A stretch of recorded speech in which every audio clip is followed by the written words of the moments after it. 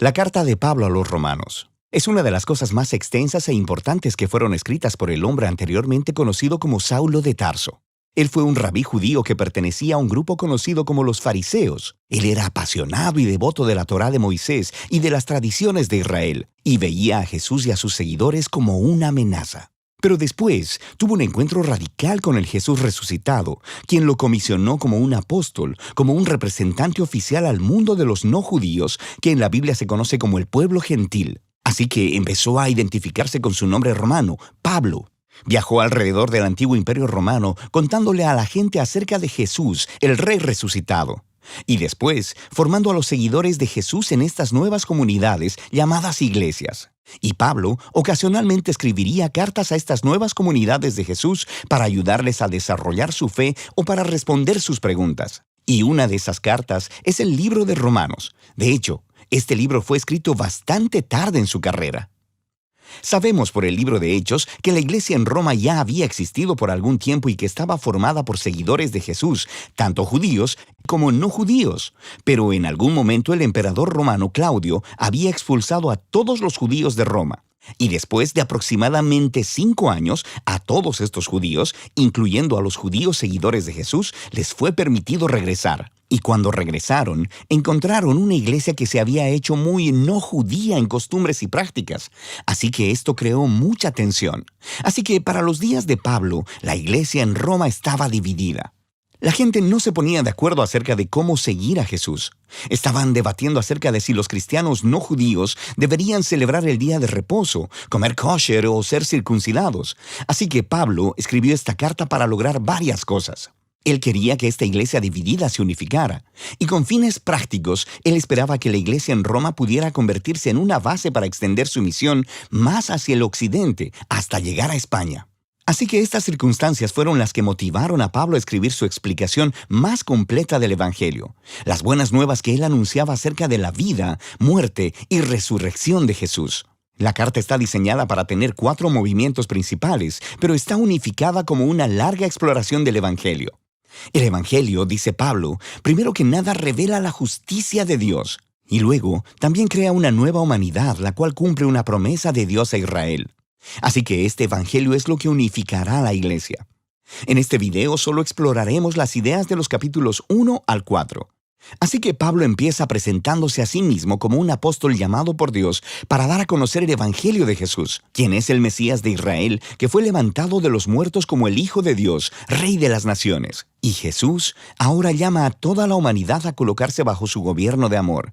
Y Pablo dice que esta buena nueva sobre el Rey Jesús es, primeramente, poder de Dios para salvar a las personas que confíen en Él, y en segundo lugar, revela la justicia de Dios. Ahora, justicia es una palabra del Antiguo Testamento llena de significado para Pablo. Describe el carácter de Dios, que Él siempre hace justicia, lo que es recto y lo que es bueno, pero también que Él es fiel y justo para cumplir sus promesas. Y Pablo dice que la historia de Jesús muestra cómo Dios ha hecho ambas cosas. ¿Cómo?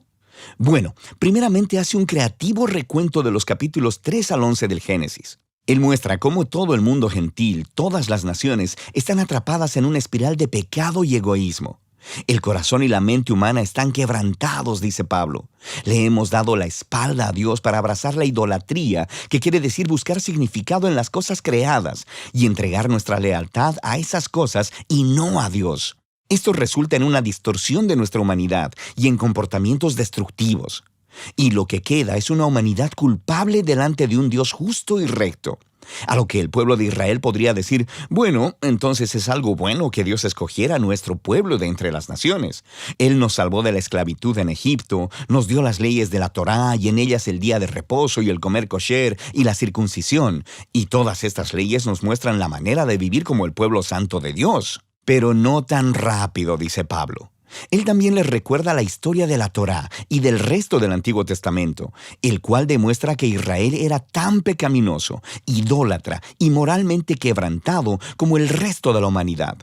De hecho, Israel es todavía más culpable que los gentiles, dice Pablo, porque ellos tienen la Torá y deberían saber cómo son las cosas. Así que, concluye Pablo, toda la humanidad, gentiles e israelitas, están desesperanzadamente atrapados y son culpables delante de Dios. Pero esa no es la última palabra. Las buenas nuevas de Jesús son la respuesta de Dios. En lugar de mantener a la humanidad en su culpabilidad, Jesús vino como el Mesías de Israel para morir en favor de todas las personas como sacrificio por los pecados. Como nuestro representante, Jesús tomó sobre sí mismo las justas consecuencias del dolor, del pecado y de la muerte que hemos causado en el mundo. Y Él venció a través de su resurrección de entre los muertos. Es esta nueva vida de resurrección la que Él pone a disposición de todos. Jesús se hizo lo que nosotros somos, para que nosotros pudiéramos ser lo que Él es. Y todo esto, dice Pablo, es la manera como Dios justifica a aquellos que confían o tienen fe en Jesús. Justificación es otro término del Antiguo Testamento lleno de significado para Pablo y se relaciona con la justicia de Dios. Literalmente significa declarar como justo. Debido a lo que Jesús hizo a nuestro favor, se nos da un nuevo estado delante de Dios. En lugar de declararnos culpables, Dios nos declara como personas que tenemos una correcta relación con Él y somos perdonados. La justificación nos integra en una nueva familia. A la persona que confía en Jesús se le da un lugar dentro del pueblo del pacto de Dios. La justificación también resulta en un nuevo futuro que comienza con un viaje de transformación de la vida por la gracia de Dios. Así que todas estas cosas acerca de la justificación son un regalo de Dios para aquellos que están en Cristo a través de la fe. Y esto lleva a que Pablo, en el capítulo 4, explore las enormes implicaciones que todo esto tiene respecto de quién puede ser parte de la familia del pacto de Dios. Él regresa a la historia de Abraham en Génesis 15. Antes de que cualquiera de las leyes de la Torá les fuesen dadas a Israel, Abraham fue justificado o declarado justo delante de Dios. ¿Cómo? Bueno, Dios prometió que Abraham se convertiría en el padre de una gran familia multiétnica que recibiría la bendición de Dios, pero él y su esposa Sara eran muy viejos y nunca habían podido tener hijos. Pero aún así, Abraham tuvo una fe radical y confió en la promesa de Dios. Así que Dios lo declaró como justo. Así que Pablo dice que ahora Abraham se ha convertido en el padre de la nueva familia del pacto de Dios y que esta familia se está esparciendo por todo el mundo. Está formada por los judíos y los gentiles que tienen esa misma clase de fe y confianza en aquel que cumplió la promesa de Dios a Abraham, Jesús el Mesías. Así que hagamos una pausa y resumamos las ideas principales de Pablo aquí en los capítulos del 1 al 4, porque estas son el fundamento para entender el resto de la carta.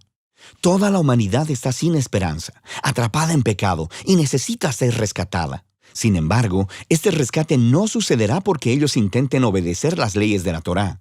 En lugar de eso, el carácter justo de Dios le ha movido a rescatar al mundo a través de la muerte y resurrección de Jesús, de modo que Él pudiera crear esa familia multiétnica de Abraham basada en la fe como su nuevo pueblo del pacto. Así que Pablo va a mostrar cómo esta nueva familia es parte de algo mucho, mucho más grande y que los llama a una manera completamente nueva de vivir juntos. Pero todo ello estará basado en estas ideas centrales exploradas en los capítulos del 1 al 4 de la carta de Pablo a los Romanos.